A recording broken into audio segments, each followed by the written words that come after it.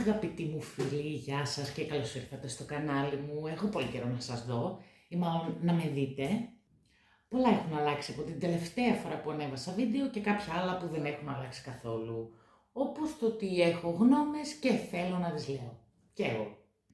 Την Κυριακή που πέρασε λοιπόν ευθυγραμμίστηκαν οι πλανήτες και είπα θα κάνω βίντεο. Πρώτον, ανέκτησα τους κωδικούς μου στο YouTube που τους είχα χάσει όταν άλλαξα συσκευή. Και δεύτερον, μίλησα στο τηλέφωνο με έναν σύντροφο από τα παλιά και μου είπε ότι ήταν πολύ φαν στο YouTube και κακώς το άφησα. Έτσι είπα να κάνω ακόμη ένα βιντεάκι. Θανάση, αυτό είναι για σένα. Τώρα, το κατά πόσο θα συνεχίσω και με τι συχνότητα θα το αφήσω ανοιχτό. Αρκετά με την εισαγωγή, πάμε στο θέμα του βίντεο.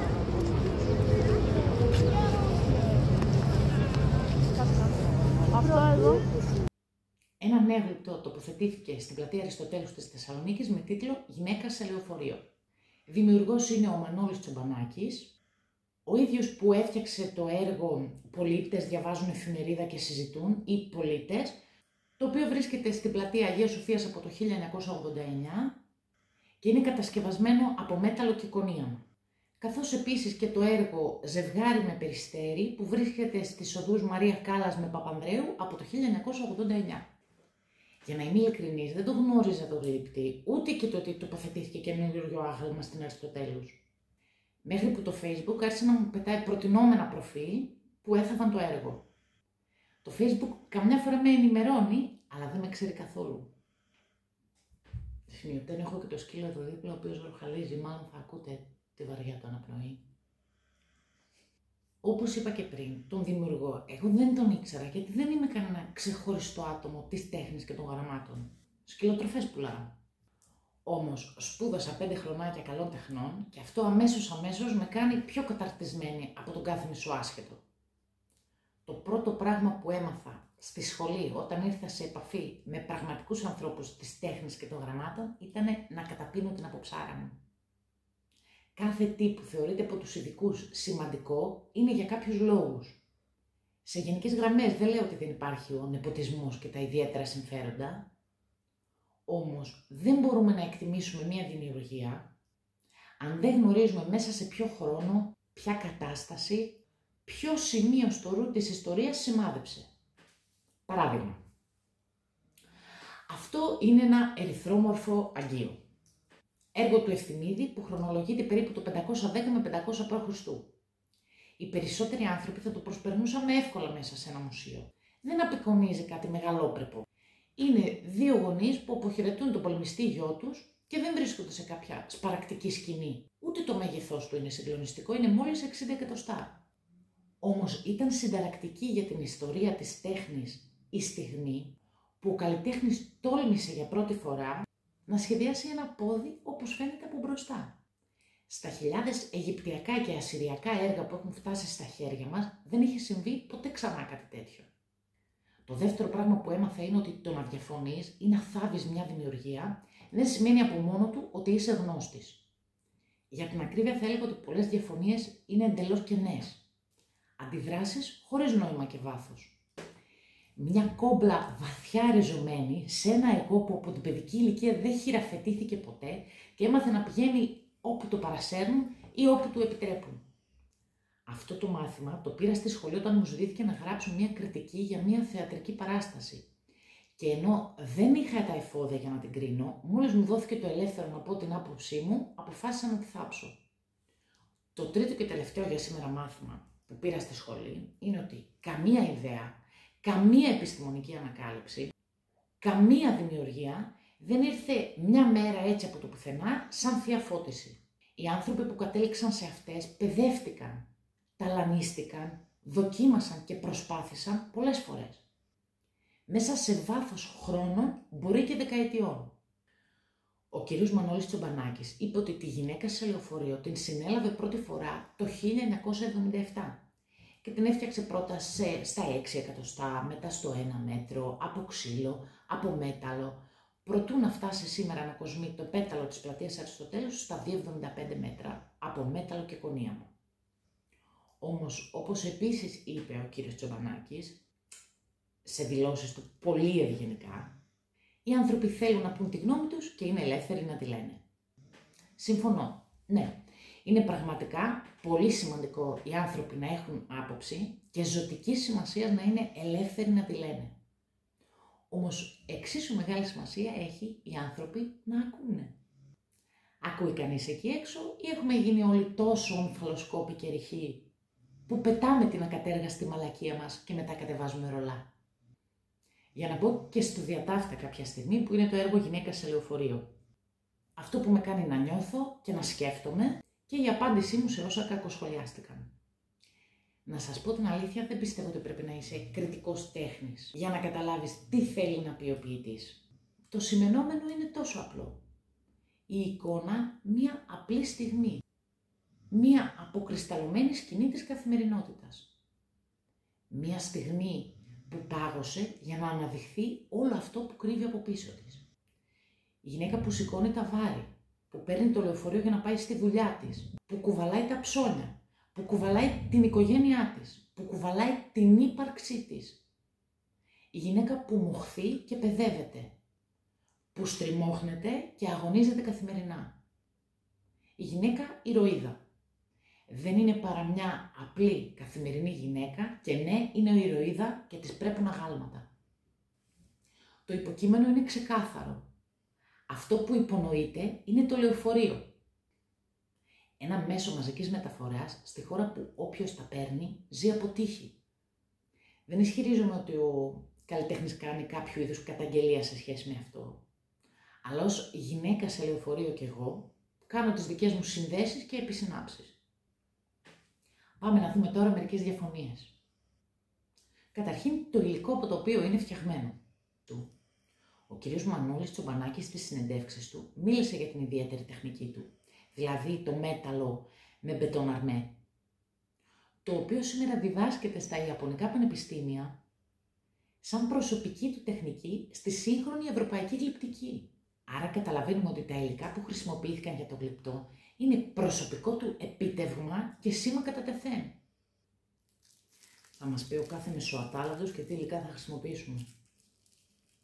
Ακόμη, ως προς το υλικό, με κάνει να σκέφτομαι τη γυναίκα που έχει μπετώσει στη στάση να περιμένει το λεωφορείο του ΟΑΣΤ να περάσει. Και παρόλο που τα υλικά είναι τόσο βαριά, το άγαλμα έχει τόσο έντονη κίνηση. Είναι οριακά ελπιδοφόρο, γιατί το λεωφορείο μόλις έχει έρθει και η γυναίκα, απελευθερωμένη πια από τα δεσμά της αναμονής, ανεβαίνει το πρώτο σκαλί του οχήματος.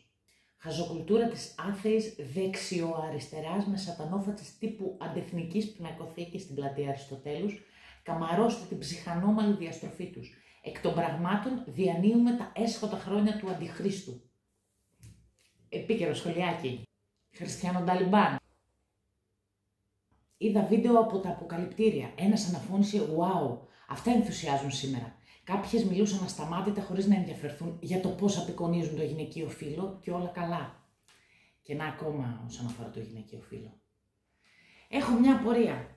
Οι γυναίκες πώς το δέχονται, πώς δεν διαμαρτύρονται, γυναίκα σε λεωφορείο λέει.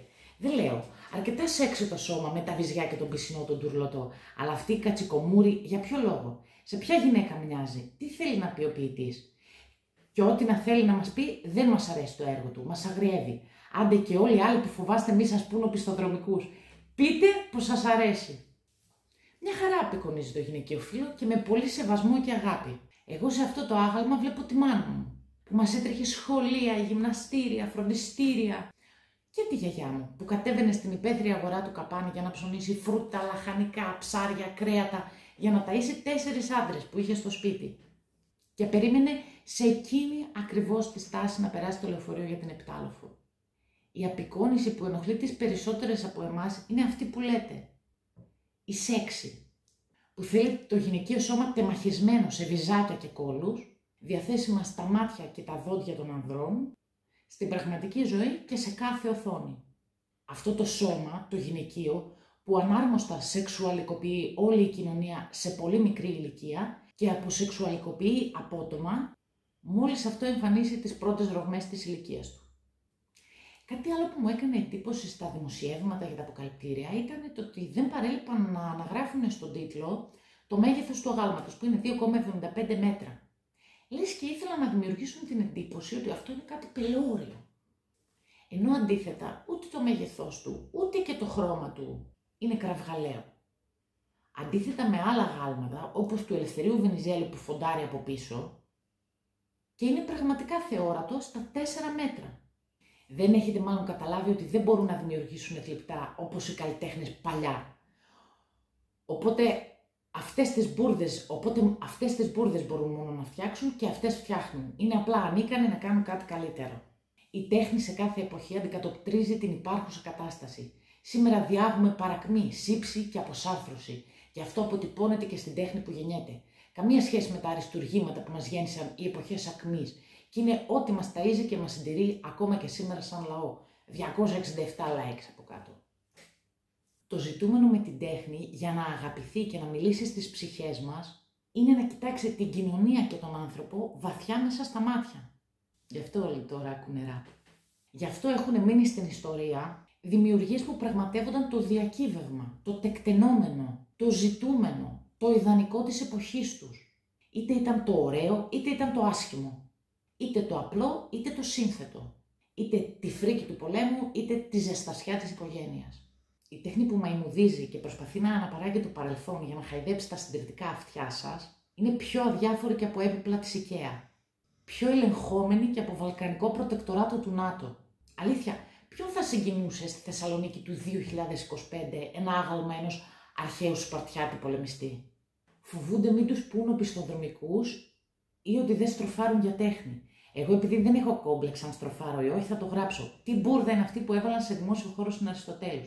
Η γυναίκα στο λεωφορείο, λέει. Ποιος τουρίστας στη Θεσσαλονίκη θα δει αυτή την ασχήμια με τα τεράστια αυτιά ύψους 2,75 μέτρα και θα πει τι ωραίο είναι μια γυναίκα στο λεωφορείο? Μάλλον θα σκέφτονται οι τουρίστες ότι είναι εξωτικό που σκαρφαλώνει ή το βασάνιζαν. Τι μας νοιάζει για τον τουρίστα? Τι γκάιλε έχετε βγάλει όλοι? Τι πάθατε με τους τουρίστες? Το ωραίο της τέχνης είναι αυτό που ρέει στα κύτταρά μας, γιατί το DNA έχει μνήμη. Είναι αυτό που επιβίωσε στους αιώνες, τα αρχαία ελληνικά αγάλματα, τα σπίτια στις Κυκλάδες, τα νεοκλασικά μας, η ιταλική αρχιτεκτονική, η ναή στη Ρώμη, στη Βενετία, στο Παρίσι, στη Βιέννη, στη Ζηρίχη, αυτά που βρίσκονται μέσα στο Λούβρο, το ίδιο το Λούβρο. Ενώ η επιτηδευμένη προσπάθεια διαφοροποίησης, προόδου, νεωτερισμού είναι τις περισσότερες φορές, όπως λέγαμε μικρή, μία μπουρδα και μισή. Και κάποιος πρέπει να το πει. Καλημέρα. Φοβάστε μη σας πούν οπισθοδρομικούς? Ναι, είστε. Οπισθοδρομικοί και αμόρφωτοι και παρακατιανοί. Αλλά δεν φοβάστε. Την πετάτε τη μαλακία σας με αυταρέσκεια και όποιον πάρει ο χάρος. Και νομίζετε ότι λέτε και κάτι ψαγμένο και πρωτότυπο. Ενώ αντιθέτως, όποια πόρτα καφενείου και να ανοίξω, θα ακούσω μέσα να λένε τα ίδια πράγματα με το ίδιο λεξιλόγιο. Ελπίζω στους νεαρούς με τα σπρέι να το φτιάξουν πιο ωραίο. 471 like. Εν τω μεταξύ, επικαλούνται τους νεαρούς με τα γκραφίτι οι ίδιοι άνθρωποι που αν δουν βαμμένο κάποιο ήδη καθιερωμένο άγαλμα σε κάποιο δημοσίευμα τύπου βανδάλισαν το άγαλμα του βασιλιά Κωνσταντίνου, θα γράφουν από κάτω τις δημοκρατικές τους απόψεις για ισόβια κάθυρξη και θανατική ποινή και τις χριστιανικές τους ευχές για ψόφο και καρκίνο στα παιδιά τους. Κάπου εδώ θέλω να κλείσω αυτό το βίντεο, να το κλείσω με μια συμβουλή για το πώς θα προσεγγίσουμε την τέχνη. Μην είστε φοβικοί απέναντί της. Σταθείτε και αφουγκραστείτε. Αφεθείτε στα συναισθήματα που σας προκαλεί. Μετά επιστρέψτε σε αυτά τα συναισθήματα και επεξεργαστείτε τα. Σκεφτείτε πώς νιώσατε και μετά διαβάστε τι έχει πει ο δημιουργός για το έργο του. Ίσως μετά να έχετε μάθει κάτι παραπάνω για την τέχνη, αλλά και για τον εαυτό σας. Τέλος, εκφράστε ελεύθερα την άποψή σας. Και ένα ιστερόγραφο. Ο δημιουργός σε δηλώσεις του είπε ότι το έργο ήθελε να τοποθετηθεί σε μια άλλη πλατεία. Εγώ πιστεύω ότι βρίσκεται εκεί ακριβώς όπου ανήκει. Να είστε καλά, τα λέμε.